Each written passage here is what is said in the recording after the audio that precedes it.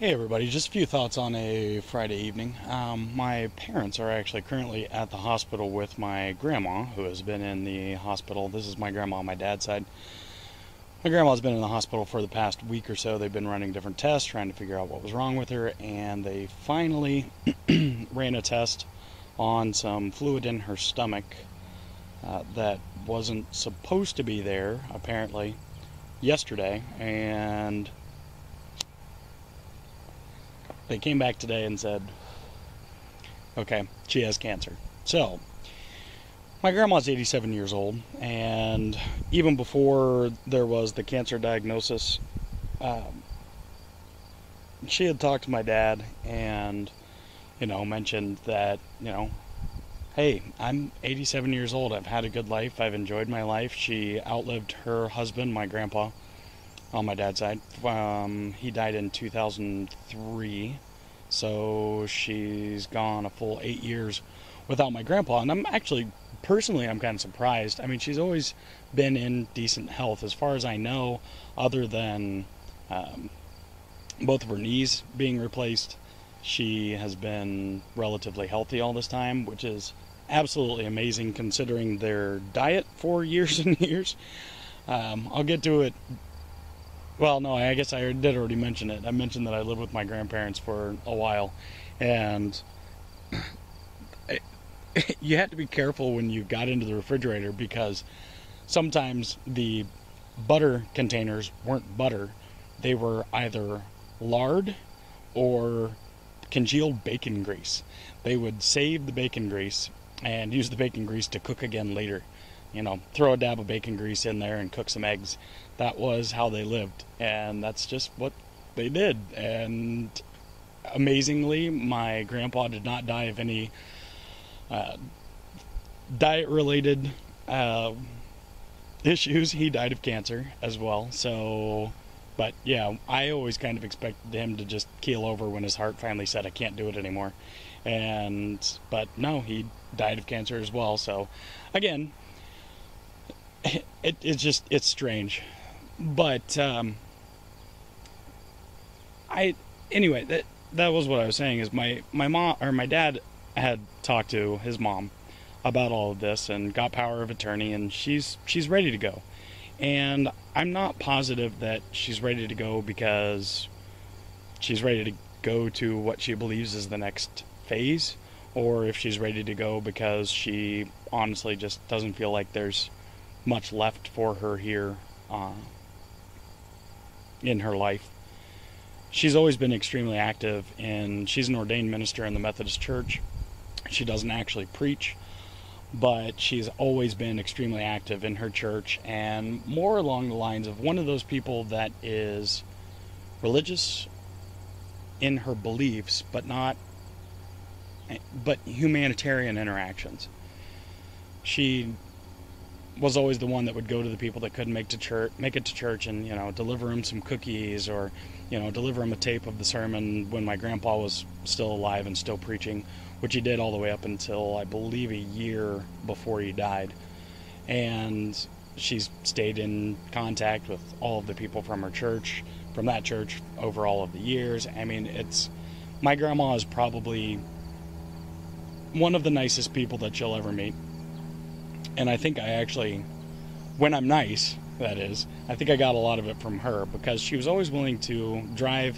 There's one story, she drove down to Cincinnati, which is a little over an hour away, and visited someone in the hospital, and drove back to her house, and was back at her house for maybe like half an hour, and someone called and said that somebody else was in the hospital back down in Cincinnati. And so she jumped back in the car after spending the entire day down at the hospital already, jumped back in the car, this is late at night, goes back to Cincinnati to the hospital to visit this other person.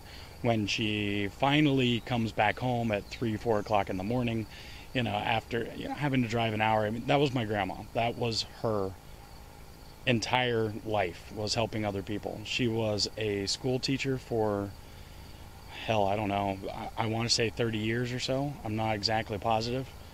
She got her master's. She was, her ordainment as a minister in the Methodist Church didn't actually happen until, I want to say, about the last 15 years. So, she was in her 70s when she finally did that, and I honestly think that she did that because it was something else to do. And she was always active, always on the go, always thinking about other people, and always thinking about what she could do, to the point where many times she actually got overburdened with the things that she had to do, and someone, usually my dad, had to tell her, okay, you got to stop, you got to calm down, you got to take less on. You're not 60 anymore, Grandma. Or in his case, you're not 60 anymore, Mom. But anyway, she'll leave behind. I don't know that the cancer is going to be fatal. I don't know if it's well, I'm going to have more details later on this evening. But any way that you look at it, and my belief is, and I'm not positive, like I said, I'll find out more as the days go by, but I honestly think that having lived through all of the pain and issues involved with my grandpa's cancer, I don't think that my grandma is going to necessarily want treatment. She lives by herself, and while she is close, she still lives by herself. And if she has to go through chemotherapy, and then she would basically, other than someone moving in with her and living with her in her house, she's going to have to move into some sort of assisted living place so that they can take care of her. And I'm not sure that my grandma would want that. I'm not positive, but I really don't think so. I think that she quite possibly is where she is, and she is ready to go. Now, I did have a great aunt die earlier this summer, and I wasn't close to her at all, but I was close to some of my cousins. And, well, what would they be? They'd be my second cousins. And it was the first death in the family that I dealt with after I became an atheist. And I didn't really know what to say, and so I just listened, and I told some jokes, and that's usually what I do when I'm uncomfortable or when I'm nervous, is I'll tell jokes. That's my way out. I tell jokes. I use humor in order to lighten heavy situations. That's how I've always been. That's probably how I'll always be, because I don't see anything necessarily wrong with that. And if we all want to sit around and cry about our losses and cry about everything bad that's happened, then, I'd count me out, because I would much rather, although I don't mentally do it, it's not an actual intentional action. I would rather remember the good times. I would rather remember the positives. And I would rather remember that things are, this is a part of life. Death is a part of life. And it's part of the process. And even when I was a Christian, when I did believe that we were all going off to heaven when we died, I still didn't want to sit there and say, well, they're in heaven, and one day we'll be reunited with them, and so, they're in a better place, and now they're perfect, and they know everything, etc., etc. It didn't make sense to me, because, as has been a recurring theme in a lot of my videos recently, what does any of that shit matter while we're actually still here on Earth? If my grandma and grandpa, if heaven exists, God is real, and when you die, if you believe the right things, you end up in heaven, what the hell does that matter? Knowing that I'm going to be reunited with my grandparents when I die and go to heaven to meet up with them doesn't change the fact that while I'm here, I am now without them. I'm without their influence, and I'm without their company. And so there is a loss. There is a hole in everyone's lives that were touched by that life.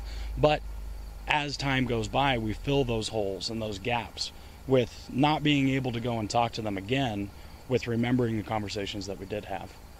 And so if my grandma does end up dying, and, well, I'll wait for the diagnosis in order to say, yes, definitely she's going to, or she's going to within the next 5 years or something like that. But if she does, then I don't honestly know how to deal with my family. This is immediate family, not a great aunt that I saw at family reunions once every couple of years, or at one point in time I didn't see her for 10 years. So I'm not necessarily even asking for advice. I just kind of wanted to express my frustration with not understanding how to deal with it, other than to celebrate her life, which is something that we all should have been doing anyway, and something that I have always felt should be done as a Christian. So I guess when it comes down to it, now that I've rambled, is that you deal with death the same way, whether there's a belief that they're in a heaven or whether there's not any heaven and they're not there, is you celebrate their life. You celebrate the contributions that they made. I know that my grandma made thousands upon thousands of impressions on kids as she taught them, how to read, and, instilled in children all over this area a desire to do more. I know that. I've talked to some of them that are grown up now that she taught when they were in grade school, and I know for a fact that she had an impact in this world, and it was a positive impact. So I'll let you guys know more. This is probably not going to be a theme. I probably will not give weekly updates or anything along those lines. Don't want to sound calloused, but I don't want to turn this channel into Death Watch for Grandma. And I also don't really want to just focus on it, because I am still affected by death. Of course I am. Everyone is. And so yeah. So there are some thoughts on a Friday night, and you're looking at what I'm doing on this Friday night. I'm doing a bunch of nothing. I'm tempted to go inside and start drinking, but I already drank like 2 days this week, and that's one time more than I usually do. So I will probably just sit there and randomly click around on YouTube and watch every video within seconds of it being uploaded. So if you guys are planning on uploading any videos, then do it today, do it now, do it this evening. That way I have something to do. All right, everybody, have a wonderful weekend. I will talk to you soon, and take care of yourselves.